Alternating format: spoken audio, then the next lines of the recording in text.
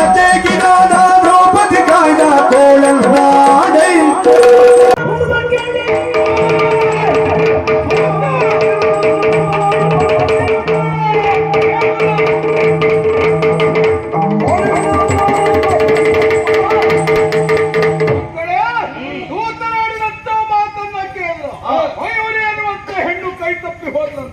ಏನು ಮಾಡೋಣ ಇನ್ನು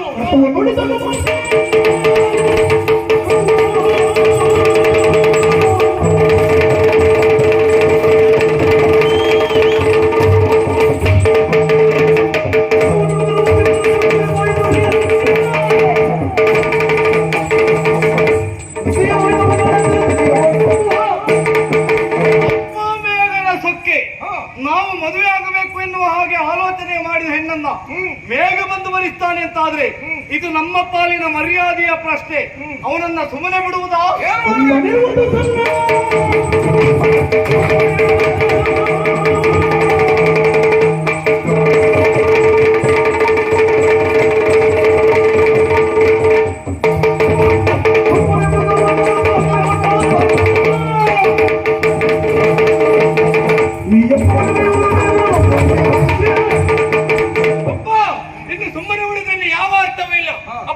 ಹೋದಂತಾದ್ರೆ ಆ ಮೇಘನನ್ನು ಪಡೆದು ಯಮನಾಳ ಕಟ್ತಾರೆ.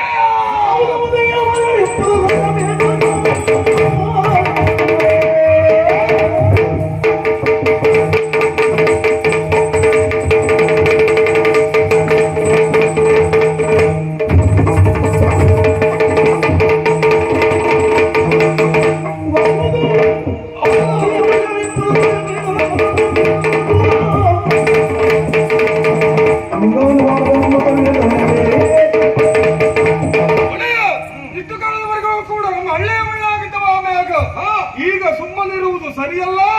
ಹೋಗಿ ಅವನನ್ನ ತುಡಿ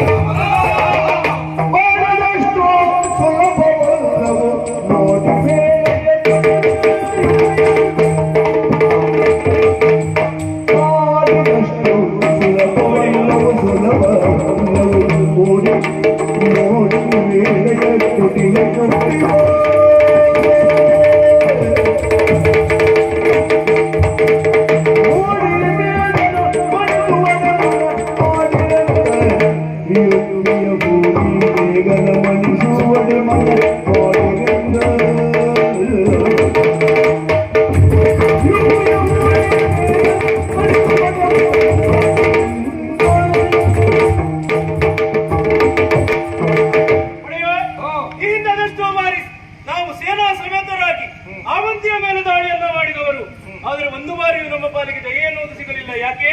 ಅಲ್ಲಿ ಮೇಘನಿದ್ದಾನೆ. ಈಗ ಮತ್ತೆ ಪುನಃ ಸೇನಾ ಸಮೇತರಾಗಿ ಹೋಗಿ ಆವಂತಿಗೆ ದಾಳಿ ಮಾಡಿದ್ರೆ ನಮ್ಮ ಪಾಲಿಗೆ ಜಯ ಆಗ್ತದ? ಖಂಡಿತವಾಗಿಯೂ ಸಾಧ್ಯವಿಲ್ಲ. ಹಾಗಾಗಿ ನಾವೀಗ ಮಾಡಬೇಕಾದದ್ದು ಶಕ್ತಿಯ ಪ್ರದರ್ಶನ ಅಲ್ಲ, ಯುಕ್ತಿಯಿಂದ ಕಾರ್ಯವನ್ನ ಸಾಧನೆ ಮಾಡಬೇಕು. ಯಾವ ರೀತಿ? ನಾವೆಲ್ಲರೂ ನಮ್ಮ ಈ ನಿಜ ರೂಪವನ್ನ ಮರೆಸಿ ಬೇರೊಂದು ರೂಪದಿಂದ ಆವಂತಿಗೆ ಸೇರ್ಬೇಕು. ಅಲ್ಲಿ ಅವರ ಜೊತೆಯಲ್ಲಿಯೇ ಇದ್ದು ಕುಟಿಲತನದಿಂದ, ಕುತಂತ್ರದಿಂದ, ಮೋಸದಿಂದ ಅವರಿಗೆ ತಕ್ಕ ಪಾಠವನ್ನು ನಾವು ಕಲಿಸಬೇಕು. ಇದು ನನ್ನ ಅಭಿಪ್ರಾಯ.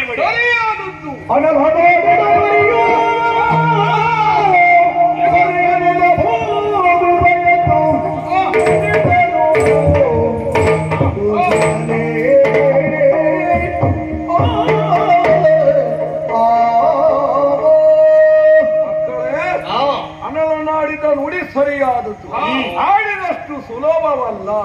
ಮಾಡಿ ತೋರಿಸುವುದು. ಯಾವ ಕಾರ್ಯರಂಗಕ್ಕೆ ಇಳಿಯುವುದಿದ್ರೆ ಅದು ಆಡಿದಷ್ಟು ಸುಲಭ ಆಗುವುದಿಲ್ಲ. ಯಾಕೆಂದ್ರೆ ಇಲ್ಲಿಯ ತನಕ ನಾವು ಪ್ರಯತ್ನ ಮಾಡಿದ್ದೇವೆ.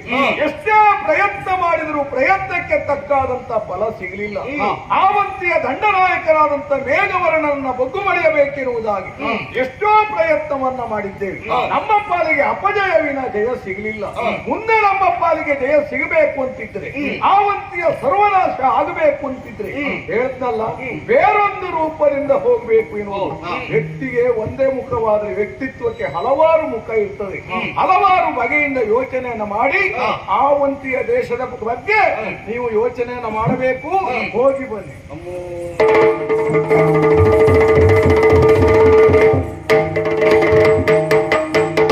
ಬಳಿಯ ಬೇಡ ಬಂದೆನೆಯ ಚಿಂತರ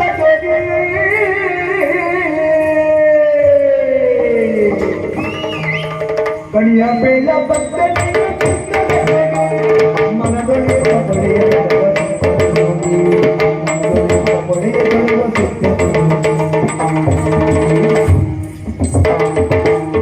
ಆಗಲಿದ್ದ ಶುಭದರಾಯ ಭಕ್ತಿ ಹೋಯ್ತು ಆಗಲಿದ್ದ ಶುಭದರಾಯ ಭಕ್ತಿ ಹೋಯ್ತು ಆಗಲಿದ್ದ ದೈವ ಚಿಂತನೆ ಆಗಲಿದ್ದ ದೈವ ಚಿಂತನೆ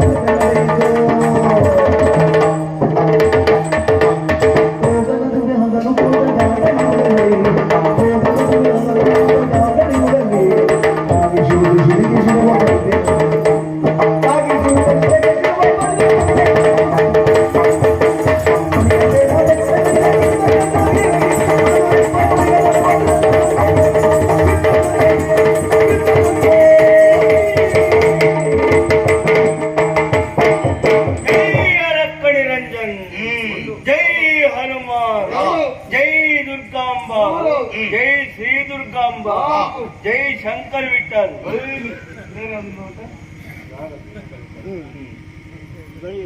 ಕೆಲವೆಲ್ಲ ಉಂಟಲ್ಲ ಉಂಟು ರಾಜಾರಾಮ್ ಉಂಟು ಕಾಟ್ಯಾಯಿನಿ ಉಂಟು ಪ್ರಿಯದರ್ಶಿನಿ ಉಂಟು ಎಲ್ಲ ನೆನಪಾಗ್ತದೆ ಶ್ರೀ ಗಣೇಶ್ ಉಂಟು ಅದೆಲ್ಲ ನೀವು ಸಂಚರಿಸುವುದಿಲ್ಲ ನಮ್ಗೆ ಯಾವುದು ಅಗತ್ಯವೇ ಇಲ್ಲ ಈ ಮನೆಯಲ್ಲಿ ಒಂದು ಶುಭ ಕಾರ್ಯ ಆಗ್ಬೇಕಿತ್ತು ಅದು ತಪ್ಪು ಹೋಯ್ತೇನೋ ಕಾರಣಕ್ಕಾಗಿ ಸಿಟ್ಟಾಗ್ತಾ ಇದ್ದೀರಾ ಮಾಡುವಂತ ಬೇಕು ಹಗಲು ಹೋದ ಮಾರ್ಗದಲ್ಲಿ ರಾತ್ರಿ ಕಾಲದಲ್ಲಿ ಸಂಚರಿಸೋಕೆ ಸಾಧ್ಯ ಉಂಟಾ ಹಾಗೆ ಇದು ತಪ್ಪಿ ಹೋದತೆ ಇದ್ರೆ ದೈವ ಇಚ್ಛೆಯ ಶುಭ ಕಾರ್ಯ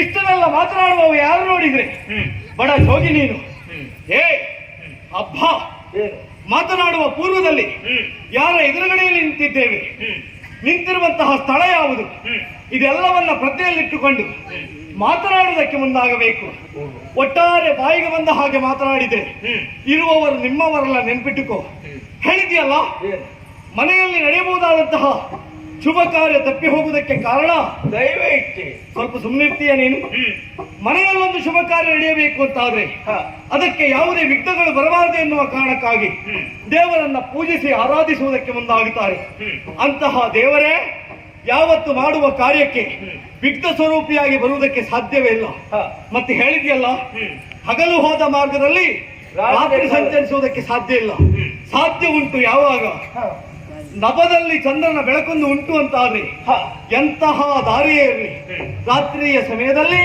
ಯಾವ ಭಯವೂ ಇಲ್ಲದೆ ನಡೆಯಬಹುದು ಇದೆಲ್ಲ ತಪ್ಪಿ ಹೋಗುವುದಕ್ಕೆ ಕಾರಣ ದೇವರಲ್ಲ ಬದಲಾಗಿ ನಮ್ಮ ವೈರಿಯಾಗಿರುವಂತಹ ಮೇಘ ಒಂದು ಸಿಕ್ಕಿದ್ದೇ ಹೌದು ಅಂತಾದ್ರೆ ಅವನಿಗೊಂದು ಗತಿ ಕಾಣಿಸ್ತೇವೆ ನಾವು ಹೊರತನಂತ ಹೊರಟಿದ್ರಿ ಹೌದು ನೀವು ಹೊರಟಿದ್ದು ಹೇಗಾಯ್ತು ಗೊತ್ತಾ ಹೇಗಾಯ್ತು ತಲೆ ಕಟ್ಟಿದೇನೋ ಕಾರಣಕ್ಕಾಗಿ ಶಿಲೆಗೆ ಹೋಗಿ ಬಡಿದ್ರೆ ಯಾವ ಕಾರಣಕ್ಕೂ ಶಿಲೆ ಓಡಾಗುದಿಲ್ಲ ತಲೆ ಓಡಾಗ್ತದೆ ಶಿಲೆಗೆ ಸಮಾನನಾದವರು ಮೇಘ ತಲೆಗೆ ಸಮಾನನಾದವರು ನೀವು ಇಷ್ಟೆಲ್ಲ ಹೇಳುವಂತ ನೀನ್ ಯಾರಂತ ಬೇಡ